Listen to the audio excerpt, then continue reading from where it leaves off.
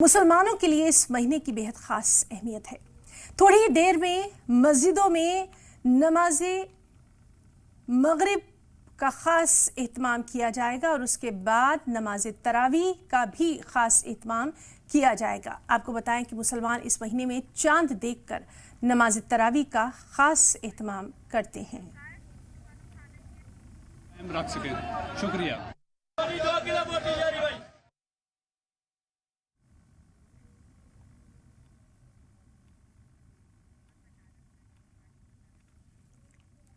तो कल पहला रोज़ा रखा जाएगा।